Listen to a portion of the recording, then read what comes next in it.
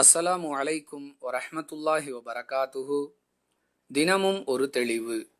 ஜும்ஆவில் யார் பயான் செய்கிறாரோ அவர்தான் தொழுகையும் நடத்த வேண்டும் என்று சிலர் கூறுகிறார்களே, இது சரியா? இதற்கு மார்க்கத்தில் ஏதாவது ஆதாரம் உண்டா என்று ஒரு கேள்வி கேட்கப்படுகிறது.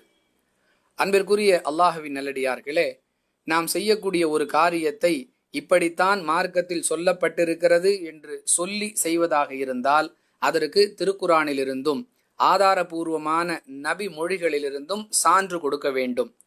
அந்த வகையில் யார் ஜும்மா பயான் செய்கிறாரோ அவர்தான் ஜும்மா தொழுகையையும் நடத்த வேண்டும் என்ற கருத்தை முன்வைக்கக்கூடியவர்கள் திருக்குரானிலிருந்தும் நபி மொழியிலிருந்தும் எந்த ஆதாரத்தையும் இதுவரை சமர்ப்பிக்கவில்லை. மேலும் இந்த கருத்து சொல்லக்கூடிய இட்டுக்கட்டப்பட்ட ஒரு நபி மொழியையும் நாம் இதுவரை பார்க்கவில்லை.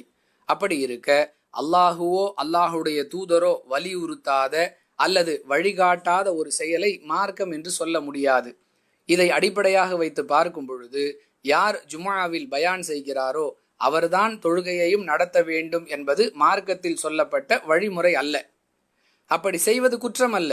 யார் பயான் செய்கிறாரோ அவரே தொழுகையையும் நடத்துகிறார் என்று சொன்னால் அது குற்றம் அல்ல. ஆனால் அப்படித்தான் செய்ய வேண்டும் என்று சொன்னால் மார்க்கத்தில் இல்லாத ஒன்றை மார்க்கமாக ஆக்குகிறார்கள் என்ற குற்றம், அதாவது பிதஅத்தை உருவாக்கி விட்டார்கள் என்ற நிலை ஏற்பட்டுவிடும். விரும்பினால், தேவை இருந்தால் பயான் செய்பவர் தொழுகை நடத்துவதை மார்க்கம் தடுக்காது. அதே நேரத்தில் அப்படி செய்வதுதான் நபி வழி என்று சொல்வதற்கு மார்க்கத்தில் எந்த ஆதாரமும் இல்லை என்பதே இந்த கேள்விக்கான தெளிவு. வாஹிரு தஅவானா அனில் ஹம்துலில்லாஹி ரப்பில் ஆலமீன். அஸ்ஸலாமு அலைக்கும் வரஹ்மத்துல்லாஹி வபரகாத்துஹு.